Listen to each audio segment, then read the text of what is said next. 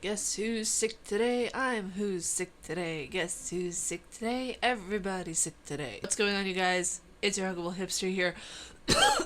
I'm sick.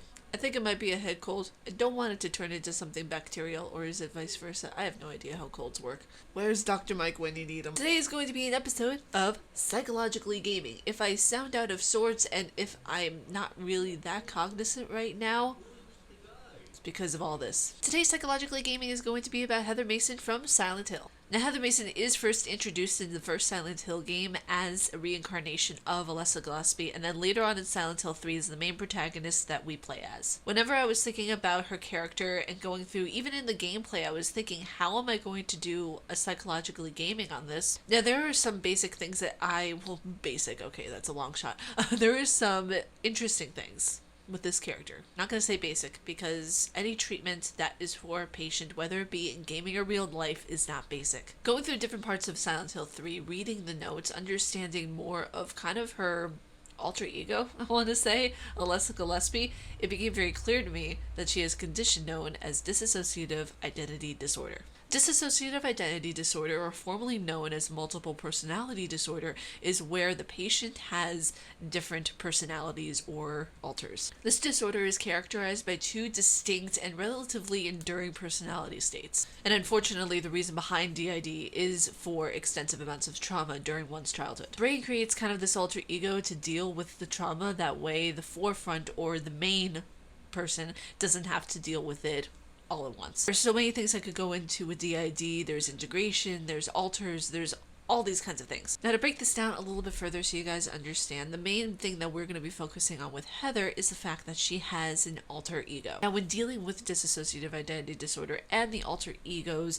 there could be cases of where someone has a child alter ego, which in that case, it would be called a little. Could have an animal alter ego, they could have someone who is a very over-sexual alter ego, the list goes on, really. They could even have alters that are mythical creatures, like vampires, werewolves, fairies, and imps. And all of this is a coping mechanism for the brain. And we can actually go back and forth on this. We could say that Alessa Gillespie is the alter to Heather, or Heather is the alter to Alessa Gillespie. There are different ways you could go about looking at it, but the way I see it is that Alessa Gillespie is the alter to Heather Mason. Now, there could be other creatures in Silent Hill that act as alters or different personas of Heather Mason, but I'm unsure of that, and I'd rather go into that in another episode. Even though in a way we could clearly see that Robbie the Rabbit in Silent Hill 3 is kind of like a child alter to Heather Mason. When dealing with Alessa Gillespie, you're dealing with the pure, unadulterated hatred that she has encapsulated inside her. It's kind of like,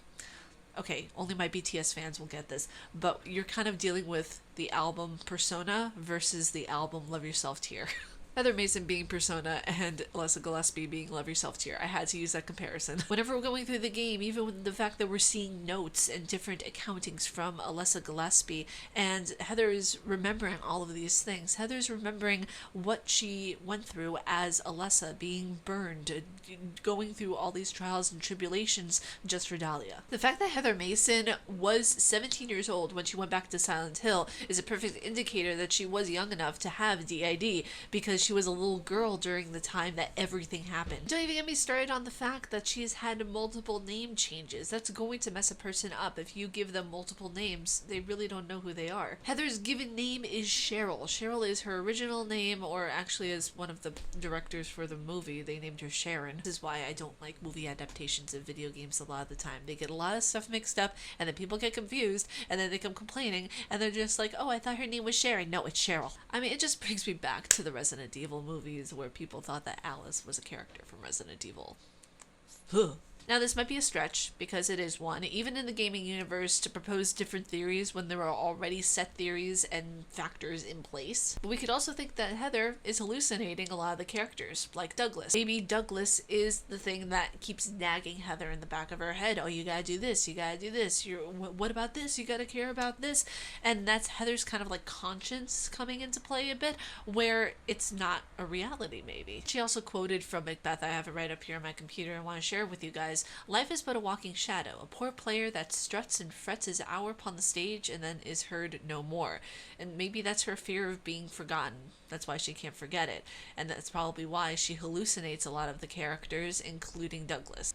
It's just a theory that I have, and it's probably not true at all, but it's kind of interesting to think about that with having dissociative identity disorder, she could be thinking and imagining all these different characters as well. So that was today's Psychologically Gaming, and those are my thoughts on Heather Mason from Silent Hill and some of the game itself. I hope you guys enjoyed this, and if you guys like my face and what I do, please be sure to subscribe and hit that bell down below for a less sick hipster. Stay casually nerdy, you guys, and I will see you all in Friday's video. Peace. Today's Psychologically Gaming is actually going to be about Heather Mason from... I was about to say Little Nightmares. Today's Psychologically Gaming is going to be about Heather Mason from Silent Hills. Silent Hills? Oh my god. There was no Silent Hills. They canceled it, Ariel. Stay casually dirty, you guys. Stay casually dirty? Oh my god. I don't want you guys to stay casually dirty. That's not what I want to know.